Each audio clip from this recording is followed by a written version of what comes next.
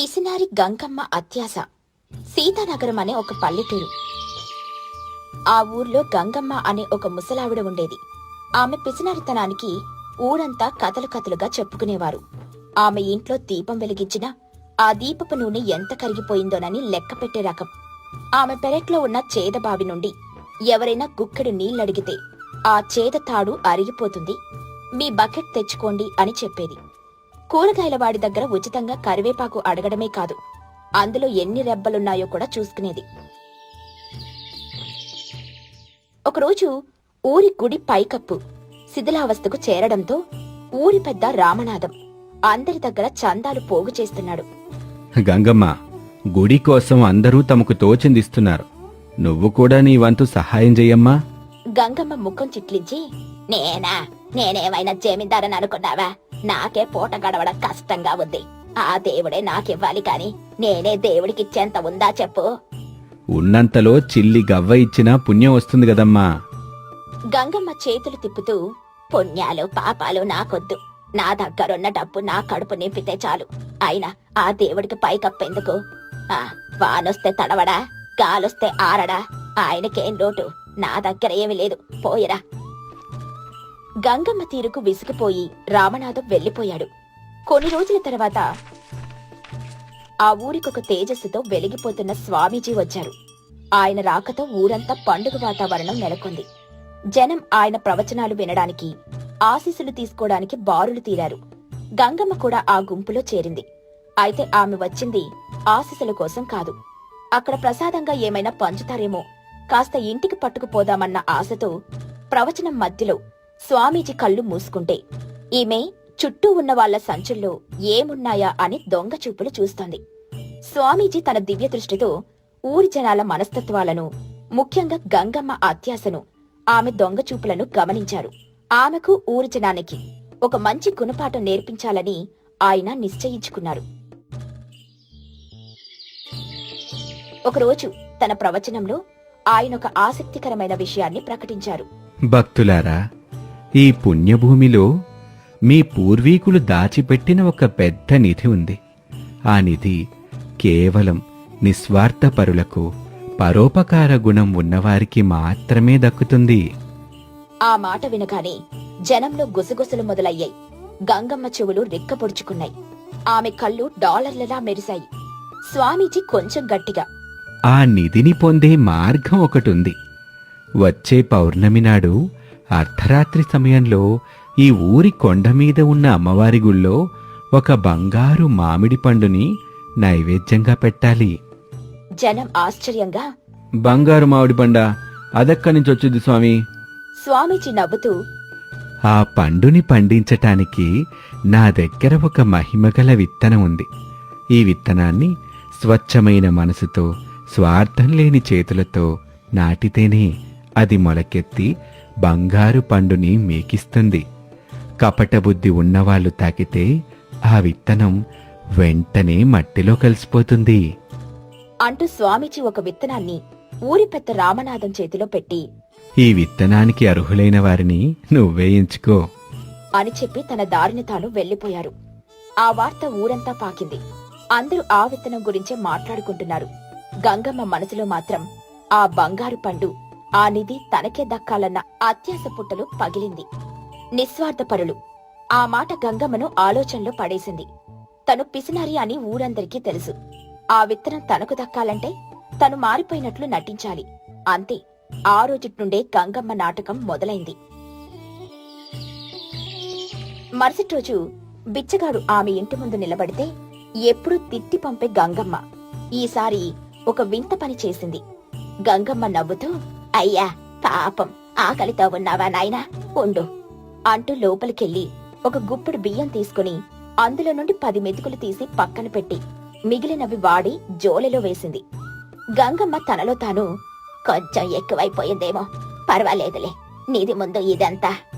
ఆ తర్వాత గుడికెళ్ళి వాడిపోయిన 2 పువ్వులను దేవుడికి పెట్టి గంటసేపు అక్కడే కూర్చుని దొంగ భక్తిని ప్రదర్శించింది. పక్కింటి వాళ్లతో ఎప్పుడూ కయ్యానికి కాలు దువ్వే గంగమ్మ వాళ్ళని చూసి పలకరించి వాళ్ల కోడిపుంజు ఆరోగ్యం గురించి అడిగి మరీ ఆశ్చర్యపరిచింది. గంగమ్మలోని ఈ ఆకస్మిక మార్పుకు ఊరంతా నివ్వెరపోయింది. చూసావా, స్వామీజీ దయ వల్ల మన గంగమ్మ ఎంత మంచిదైపోయిందో. అవునవును, మనిషి పూర్తిగా మారిపోయింది. ఆ మాటలు వింటున్న గంగమ్మ తన నటన ఫలించినందుకు లోలోపల సంతోషపడింది. ఆమె నేరుగా రామనాథం దగ్గరికి వెళ్లి కన్నీళ్లు పెట్టుకుని, రామనాథం, నేనిన్నాళ్ళు పాపిలా బతికాను. నా భర్త పోయాక డబ్బు మీద ఆశతో కళ్ళు మూసుకుపోయాయి. కాని స్వామీజీ మాటలు నాలో మార్పు తెచ్చాయి. ఇకపై నా జీవితాన్ని పరోపకారానికే అంకితం చేస్తాను. ఆ విత్తనాన్ని నాకివ్వు. నా చేతులతో పుణ్యం పండించి ఆ నిధిని ఊరి గుడికిచ్చేస్తాను అని చెప్పి నమ్మించింది. ఆమె నాటకాన్ని నమ్మిన రామనాథం తన మహిమకల విత్తనాన్ని ఆమె చేతిలో పెట్టాడు. ఆ విత్తనాన్ని తీసుకుని గంగమ్మ తన పెరట్లో ఎవరికీ కనబడకుండా పాతిపెట్టింది. దానికి రోజు పూజలు చేస్తూ దాన్ని కంటికి రెప్పలా కాపాడసాగింది. విచిత్రంగా ఆ విత్తనం నుండి ఒక చిన్న మొక్క పుట్టి దానికి ఒకే ఒక్క కాయ కాసింది. అది పండే కొద్దీ దాని రంగు సూర్యరశ్మికి బంగారపు వర్ణంలో మెరిసిపోసాగింది. దాన్ని చూసి గంగమ్మ ఆనందానికి అవధులే లేవు. పౌర్ణమి రోజు రాణి వచ్చింది. గంగమ్మ ఆ పండును భక్తిగా కోసి ఒక కొత్త బట్టలో చుట్టుకుని అర్ధరాత్రి సమయంలో కొండ మీదున్న గుడికి బయలుదేరింది. కొండ దారి చీకటిగా కఠినంగా ఉంది. దారి మధ్యలో ఒక ముసలాయన, స్వామీజీ పంపిన మనిషి, చలికి వణుకుతూ కనిపించాడు. అమ్మా, చలికి ప్రాణం పోతుంది. నీ మీదున్న పాత శాలువైన ఇస్తే పుణ్యం ఉంటుంది తల్లి. గంగమ్మ తన పాత శాలువా ఇవ్వడానికి కూడా చెయ్యి రాలేదు. కాని అయ్యో, ఇప్పుడు దానం చెయ్యకపోతే నా నిస్వార్థం బయటపడదు, నీది చేజారిపోతుంది అని మనసులో అనుకుంది. గంగమ్మ విసుగ్గా, ఉండు, నా దగ్గర ఇదొక్కటే ఉంది. దీనికి 3 చిల్లులు కూడా ఉన్నాయి, తీసుకో, నా కర్మ అంటూ ఆ శాలువాను అతని మీద విసిరి గొనుక్కుంటూ ముందుకు సాగింది. మరికొంత దూరం వెళ్ళాక ఒక పేద రైతు ఆకలితో నీరసంగా కనిపించాడు. అమ్మా, 2 రోజుల నుంచి పచ్చి మంచి నీళ్లు కూడా లేవు. నీ దగ్గర తినటానికి ఏమైనా ఉంటే కాస్త పెట్టమ్మా. గంగమ్మ తన మూటలో ఉన్న ఒకే ఒక రొట్టెను చూసుకుంది. దాన్నివ్వాలంటే ఆమె ప్రాణం పోయినంత పనైంది. కాని నిధి కోసం ఆమె ఆ రొట్టెలో నుండి ఒక చిన్న ముక్క తుంచి, ఇదిగో, దీనికే కడుపు నిండిపోవాలి అంటూ అయిష్టంగానే అతనికిచ్చింది. ఎన్నో కష్టాలు పడి చివరికి ఆమె కొండ మీదున్న గుడికి చేరుకుంది. అక్కడ అమ్మవారి విగ్రహం ముందు ఆ బంగారు మామిడి పండును పెట్టింది. గంగమ్మ దేవుడితో, ఇదిగో తల్లి, నీకు బంగారు పండు పెట్టాను. ఇక నా నిధి నాకిచ్చెయ్యి. త్వరగా, నాకు ఆలస్యమవుతుంది. ఆమె కళ్ళు మూసుకుని నిధి కోసం ఎదురు చూడసాగింది. చాలాసేపు గడిచింది. గంగమ్మ కళ్ళు తెరిచింది. అక్కడ నిధి లేదు, ఏమీ లేదు. ఆమెకు కోపం కట్టలు తెంచుకుంది. గంగమ్మ గట్టిగా, ఏంటి తల్లి ఈ మోసం? నేను నా చిల్లుల శాలువా ఇచ్చాను, రొట్టె ముక్క ఇచ్చాను, నీకు బంగారు పండు పెట్టాను. నా నిధేది? నన్ను మోసం చేస్తావా? నా శాలువా, నా రొట్టె నాకు తిరిగిచ్చేయి. అప్పుడు విగ్రహం వెనుక నుండి స్వామీజీ నవ్వుతూ బయటకొచ్చారు. గంగమ్మ, నిజమైన నైవేద్యం అంటే ప్రతిఫలం ఆశించకుండా పెట్టేది. నువ్వు అమ్మవారికి నైవేద్యం ఆమెతో వ్యాపారం చేయటానికి ప్రయత్నించావు. గంగమ్మ కోపంగా, మరి నా నిధి, నా కష్టం వృధానేనా? నీకు నిధి ఇప్పటికే దొరికింది. గంగమ్మ ఆశ్చర్యంగా, ఎక్కడా? నువ్వు దారిలో చేసిన దానాల వల్ల ఆ ముసలాయన, ఆ రైతు నిన్ను మనస్ఫూర్తిగా దీవించారు. వాళ్ల కళ్ళల్లో నువ్వు చూసిన కృతజ్ఞతే నిజమైన నిధి. ఇతరులకు అయిష్టంగానైనా సహాయం చేసినప్పుడు నీ మనసులో కలిగిన ఆ కాస్త సంతోషమే అసలైన బంగారం. అంతలోనే ఆమె సహాయం పొందిన ఆ ఇద్దరితో పాటు ఊరి పెద్ద రామనాథం, మరికొందరు గ్రామస్తులు అక్కడికొచ్చారు. గంగమ్మ, నువ్వు నిజంగా మారిపోయావు. నీ మంచితనం గురించి ఊరంతా చెప్పుకుంటున్నారు. నీ దానగుణంతో మా పరువు నిలబెట్టావు. ఆ మాటలకు గంగమ్మ నిశ్శబ్దమైపోయింది. ఆమె మామిడి పండు వైపు చూసింది. అది ఇప్పుడు మామూలు పండులాగే కనిపించింది. ఆమె చుట్టూ ఉన్న జనాల ముఖాల్లోని ఆప్యాయతను చూసింది. తన ఇనుప పెట్టెలోని బంగారు నాణేలు ఇవ్వలేని ఒక వెచ్చదనం, ఒక ఆనందం ఆమె మనసుకు నింపేశాయి. ఆమెకు జ్ఞానోదయమైంది. ఆమె కళ్ళ నుండి పశ్చాత్తాపంతో కూడిన ఆనంద బాష్పాలు రాలాయి. గంగమ్మ ఏడుస్తూ, నన్ను క్షమించండి, నేను అత్యాశతో గుడ్డిదాన్నయ్యాను. నాటకమాడి మిమ్మల్ని మోసం చెయ్యాలని చూశాను. పశ్చాత్తాపమే అసలైన ప్రాయశ్చిత్తం గంగమ్మ. ఇప్పుడు చెప్పు, నీకు నిధి కావాలా, లేక ఈ ప్రజల అభిమానం కావాలా? గంగమ్మ తల ఊపుతూ, ఈ అభిమానమే నాకు 10,000 స్వామి. ఆ రోజుటి నుండి గంగమ్మ పూర్తిగా మారిపోయింది. ఆమె తన దగ్గరున్నది నలుగురితో పంచుకోవడంలో నిజమైన ఆనందాన్ని, నిజమైన నిధిని కనుగొంది. ఇక గుడి పైకప్పు బాగు చేయడానికి ఆమె తన వంతుగా మొదటి చందా ఇచ్చింది. ఈ కథలోని ప్రధాన నీతి, పంచుకోవడంలో ఉన్న ఆనందం దాచుకోవడంలో లేదు. నిజమైన సంపద బంగారం, డబ్బు కాదు. అది ఇతరుల ముఖంలో మనం చూసే సంతోషం, వాళ్ళ మనసులో నుండి వచ్చే దీవెనలు. అత్యాశ మనల్ని తాత్కాలికంగా సంతోషపెట్టొచ్చు, కాని నిస్వార్థ సేవ, పరోపకారం మాత్రమే శాశ్వతమైన ఆనందం. అది రాఘవాపురం అనే ఒక అందమైన పల్లెటూరు. ఆ ఊరి ప్రజల జీవితాలు చాలా నిరాడంబరంగా ఒకరితో ఒకరు పెనవేసుకుని సాగిపోయేవి. అదే ఊరిలో గోడకు గోడ ఆనించుకుని ఇరుకుగా కట్టిన 2 ఇళ్లుండేవి. ఒక ఇంట్లో రైతు రామయ్య, అతని భార్య సీతమ్మ నివసించేవారు. ఇక రెండో ఇంట్లో భీమయ్య, అతని భార్య గంగమ్మ ఉండేవారు. పొరుగువాళ్లు అనే మాటకు నిలువెత్తు నిదర్శనంగా ఉండాల్సిన వాళ్ళు, కాని వాళ్ల మధ్య రోజూ ఏదో ఒక చిన్న గొడవ జరుగుతూనే ఉండేది. వాళ్ల గొడవలకు ఆజ్యం పోయడానికే అన్నట్టు ఎదురింట్లో సుబ్బయ్య, అతని భార్య లచ్చవ్వ కాచుకొని మరీ కూర్చునేవారు. ఒకరోజు ఉదయం రామయ్య పెరట్లోని కోడిపుంజు రెక్కలు టపటపాలాడించి గట్టిగా కూసింది. ఆ శబ్దానికి ఊరంతా మేల్కొంది. సీతమ్మ వాకిలి ఊడ్చి కల్లాపి చల్లుతూ ఉండగా గంగమ్మ అప్పుడే బద్ధకంగా తలుపు తీసుకుని బయటకొచ్చింది. ఏమే సీతమ్మ, తెల్లవారకు ముందే నీ హడావడి మొదలైందా?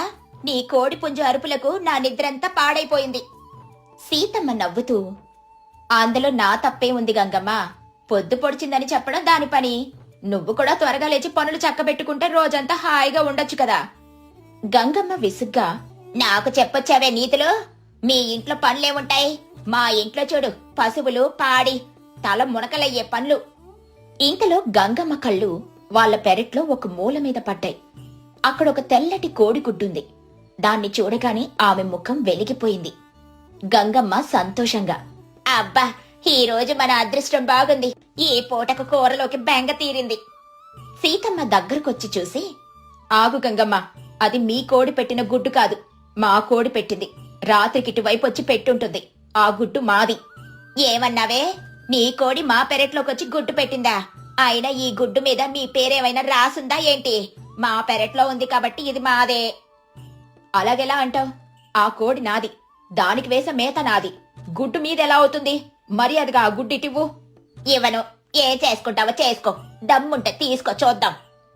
ఈ గొడవ విన్న రామయ్య, భీమయ్య ఇద్దరూ బయటకొచ్చారు. ఏమైంది సీత, పొద్దున్నే ఎందుకీ గొడవ? ఏమండి, చూడండి, మన కోడి పెట్టిన గుడ్డును వాళ్ళది అని అంటున్నారు. అన్యాయంగా లాగేసుకుంటున్నారండి.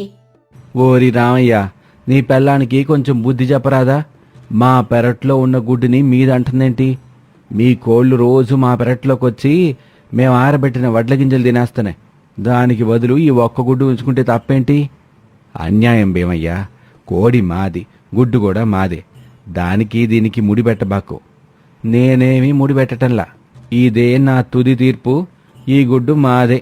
ఈ గొడవనంతా ఎదురింటి అరుగు మీద కూర్చొని లచ్చవ్వ, సుబ్బయ్య ఆసక్తిగా చూస్తున్నారు.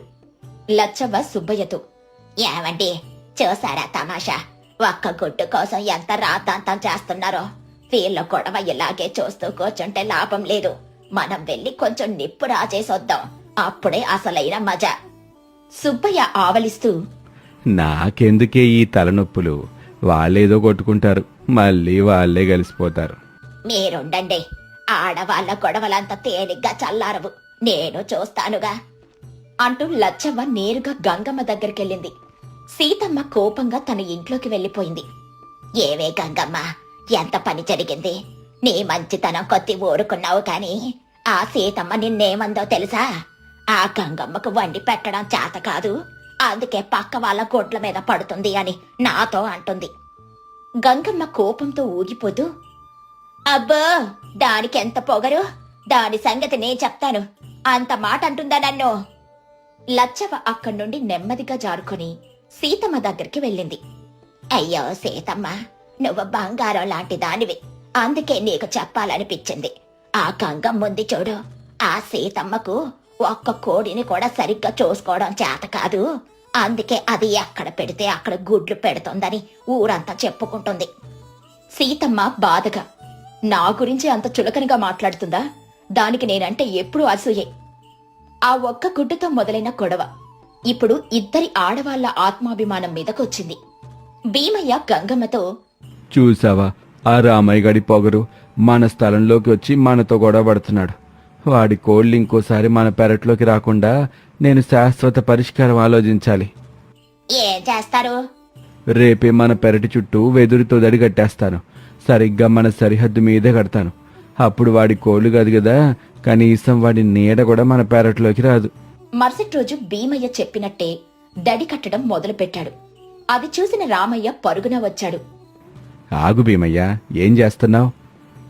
కళ్ళు కనపట్టం లేదా? దడి కడుతున్నాను.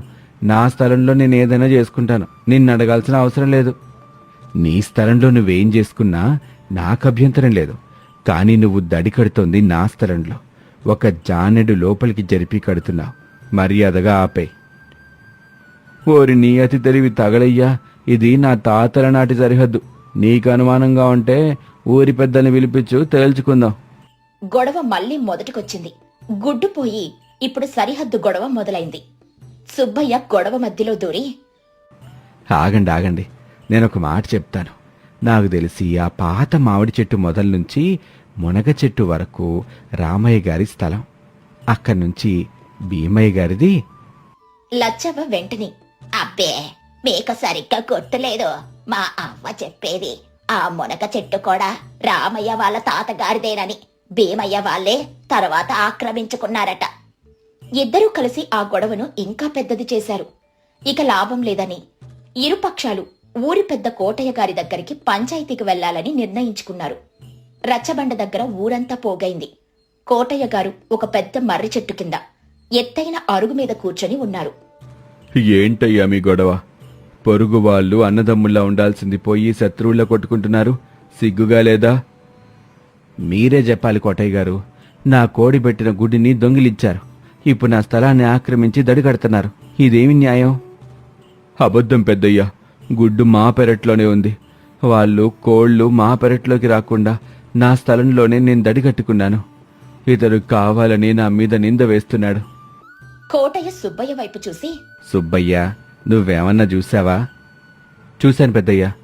భీమయ్య దడి కడుతోంది రామయ్య స్థలంలోనే. నా కళ్ళారా చూశాను. ఇక లచ్చవ్వ వెంటనే, లేదు పెద్దయ్య, వాడు అబద్ధం చెబుతున్నాడు. మా ఆయనకు సరిగ్గా కళ్ళు కనపడవు. నేను చూశాను. భీమయ్య తన స్థలంలోనే ఉన్నాడు. కోటయ్య తల పట్టుకుని, మీ అందరి మాటలు వింటుంటే నాకు తల తిరిగిపోతుంది. ఒకే విషయాన్ని నలుగురు నాలుగు రకాలుగా చెప్తున్నారు. సరే, నేనే రేపు ఉదయం అక్కడికి వచ్చి సరిహద్దు కొలిచి తీర్పు చెప్తాను. అంతవరకు ఎవ్వరూ ఆ దడి జోలికి వెళ్ళొద్దు. పోండి. పంచాయతీ ముగిసింది. కాని ఇరు కుటుంబాల మధ్య గొడవ మాత్రం చల్లారలేదు. సీతమ్మ, గంగమ్మ ఊరి బావి దగ్గర కలిసినా ఒకరి ముఖం ఒకరు చూసుకోకుండా బిందెలు తీసుకుని వెళ్లిపోయారు. ఆ రోజు రాత్రి ఆకాశం మేఘాలతో కారు నల్లగా మారింది. ఉరుములు మెరుపులతో వర్షం మొదలైంది. గాలివాన బీభత్సానికి ఊరిలోని పాత ఇళ్లన్నీ గజగజ వరికిపోయాయి. రామయ్య, భీమయ్య ఇళ్ల మధ్య ఉన్న ఆ పాత ఇరుకు గోడ పూర్తిగా నానిపోయింది. అర్ధరాత్రి పెద్ద ఉరుము శబ్దానికి ఆ గోడ మొత్తం ఒక్కసారిగా కుప్పకూలిపోయింది. గోడ కూలిన శబ్దానికి రెండు కుటుంబాలు ఉలిక్కిపడి లేచాయి. బయటికొచ్చి చూసేసరికి వాళ్ల ఇళ్ల మధ్య గోడ లేదు. ఒకరి ఇల్లంతా ఇంకొకరికి స్పష్టంగా కనిపిస్తోంది. కూలిన గోడ రాళ్లు, మట్టి ఇద్దరి ఇళ్లలోకి చొచ్చుకు వచ్చాయి. భీమయ్య ధాన్యం దాచుకున్న గది పైకప్పు కూలి వాన నీరంతా లోపలికొస్తోంది. రామయ్య వంటగది ఒక పక్కకు ఒరిగిపోయింది. గంగమ్మ ఏడుస్తూ, అయ్యో, మా బ్రతుకు నాశనం అయిపోయింది. దాచుకున్న ధాన్యం మొత్తం తడిసిపోతోంది. ఇప్పుడు మనం రోడ్డున పడ్డాం. భీమయ్య నిస్సహాయంగా, ఏం చెయ్యాలో పాలు పోవటం లేదు.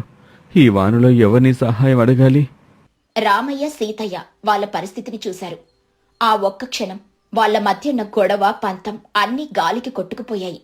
తమ పొరుగు వాళ్ళు ఆపదలో ఉన్నారని మాత్రమే వాళ్లకు గుర్తొచ్చింది.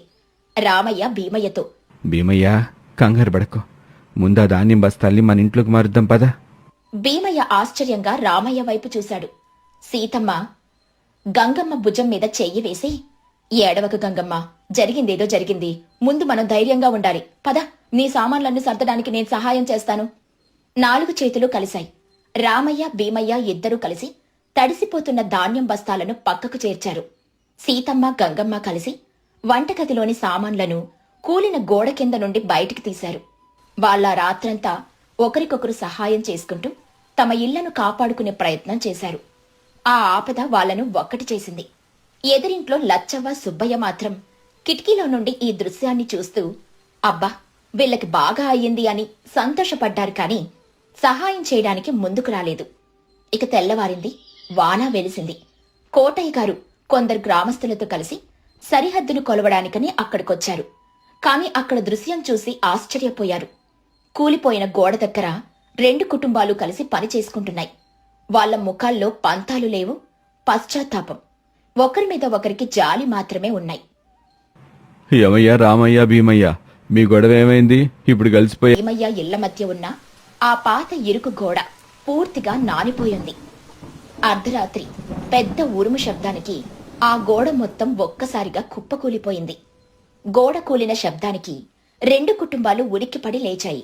బయటికొచ్చి చూసేసరికి వాళ్ల ఇళ్ల మధ్య గోడ లేదు. ఒకరి ఇల్లంతా ఇంకొకరికి స్పష్టంగా కనిపిస్తోంది. కూలిన గోడ రాళ్లు, మట్టి ఇద్దరి ఇళ్లలోకి చొచ్చుకు వచ్చాయి. భీమయ్య ధాన్యం దాచుకున్న గది పైకప్పు కూలి వాన నీరంతా లోపలికొస్తోంది. రామయ్య వంటగది ఒక పక్కకు ఒరిగిపోయింది. గంగమ్మ ఏడుస్తూ, అయ్యో, మా బ్రతుకు నాశనం అయిపోయింది. దాచుకున్న ధాన్యం మొత్తం తడిసిపోతోంది. ఇప్పుడు మనం రోడ్డున పడ్డాం. భీమయ్య నిస్సహాయంగా, ఏం చెయ్యాలో పాలు పోవటం లేదు. ఈ వానలో ఎవరిని సహాయం అడగాలి? రామయ్య సీతయ్య వాళ్ళ పరిస్థితిని చూశారు. ఆ ఒక్క క్షణం వాళ్ల మధ్యున్న గొడవ, పంతం అన్నీ గాలికి కొట్టుకుపోయాయి. తమ పొరుగు వాళ్ళు ఆపదలో ఉన్నారని మాత్రమే వాళ్లకు గుర్తొచ్చింది. రామయ్య భీమయ్యతో, భీమయ్య, కంగారు పడకు. ముందా ధాన్యం బస్తాల్ని మన ఇంట్లోకి మారుద్దాం పదా. భీమయ్య ఆశ్చర్యంగా రామయ్య వైపు చూశాడు. సీతమ్మ గంగమ్మ భుజం మీద చెయ్యి వేసి, ఏడవకు గంగమ్మ, జరిగిందేదో జరిగింది. ముందు మనం ధైర్యంగా ఉండాలి. పద, నీ సామాన్లన్నీ సర్దడానికి నేను సహాయం చేస్తాను. 4 చేతులు కలిశాయి. రామయ్య భీమయ్య ఇద్దరూ కలిసి తడిసిపోతున్న ధాన్యం బస్తాలను పక్కకు చేర్చారు. సీతమ్మ గంగమ్మ కలిసి వంటగదిలోని సామాన్లను కూలిన గోడ కింద నుండి బయటికి తీశారు. వాళ్ళ రాత్రంతా ఒకరికొకరు సహాయం చేసుకుంటూ తమ ఇళ్లను కాపాడుకునే ప్రయత్నం చేశారు. ఆ ఆపద వాళ్లను ఒక్కటి చేసింది. ఎదురింట్లో లచ్చవ్వ సుబ్బయ్య మాత్రం కిటికీలో నుండి ఈ దృశ్యాన్ని చూస్తూ, అబ్బా, వీళ్ళకి బాగా అయ్యింది అని సంతోషపడ్డారు. కాని సహాయం చేయడానికి ముందుకు రాలేదు. ఇక తెల్లవారింది. వాన వెలిసింది. కోటయ్య గారు కొందరు గ్రామస్తులతో కలిసి సరిహద్దును కొలవడానికని అక్కడికొచ్చారు. కాని అక్కడ దృశ్యం చూసి ఆశ్చర్యపోయారు. కూలిపోయిన గోడ దగ్గర 2 కుటుంబాలు కలిసి పని చేసుకుంటున్నాయి. వాళ్ల ముఖాల్లో పంతాలు లేవు, పశ్చాత్తాపం. ఒకరి మీద ఒకరికి జాలి మాత్రమే ఉన్నాయి. యమయ్య, రామయ్య, భీమయ్య, మీ గొడవ ఏమైంది? ఇప్పుడు కలిసిపోయారా? సరిహద్దు గోడ కూలిపోయింది పెద్దయ్యా. దాంతోపాటే మా మధ్యున్న అడ్డుగోడ కూడా కూలిపోయింది. భీమయ్య తడికళ్లతో, అవును పెద్దయ్యా, ఆపదలో ఆదుకున్నవాడి అసలైన పొరుగువాడు అని ఈ రాత్రి తెలుసుకున్నా. ఈ మట్టి గోడ కంటే మా మధ్య ఉన్న స్నేహబంధమే గొప్పదని అర్థమైంది. గంగమ్మ సీతమ్మ చెయ్యి పట్టుకొని, నన్ను క్షమించే చెల్లి, ఎవరో చెప్పిన చెప్పుడు మాటలు విని నిన్ను అనవసరంగా బాధ పెట్టాను. నాది కూడా తప్పే ఉంది కదక్కా. చిన్న విషయాన్ని పెద్దది చేశాను. కోటయ్య నవ్వుతూ, చూసారా, ప్రకృతి మీకు ఎంత మంచి గుణపాఠం నేర్పించిందో. మనం ఇరుకిళ్లలో ఉండొచ్చు, కానీ ఇరుకు మనసులతో బ్రతకూడదు. పక్కవాడి కష్టాన్ని చూసి సంతోషించే వాళ్ళ మాటలు విని మంచి బంధాల్ని ఎప్పుడూ పాడు చేసుకోకూడదు. ఆ తర్వాత రామయ్య భీమయ్య కుటుంబాలు 2 కలిసి ఆ కూలిన గోడ స్థానంలో ఒక కొత్త బలమైన గోడను కట్టుకున్నారు. అది కేవలం ఇటుక మట్టితో కట్టిన గోడ కాదు, నమ్మకం, స్నేహం అనే పునాదుల మీద కట్టిన గోడ. లచ్చవ్వ సుబ్బయ్య లాంటి వాళ్ళ చెప్పుడు మాటలను వాళ్ళిక ఎప్పుడూ నమ్మలేదు. ఆ రోజుటి నుండి వాళ్ళు నిజమైన పొరుగువాళ్లుగా ఒకరి కష్టంలో ఒకరు పాలు పంచుకుంటూ సంతోషంగా జీవించారు. ఈ కథలోని నీతేంటంటే, పొరుగువారితో స్నేహంగా మెలగాలి. ఆపద సమయంలో ఒకరికొకరు సహాయం చేసుకోవడమే నిజమైన మానవత్వం. ఇతరులు చెప్పే పుకార్లను, చెప్పుడు మాటలను నమ్మి అమూల్యమైన మానవ సంబంధాలను నాశనం చేసుకోకూడదు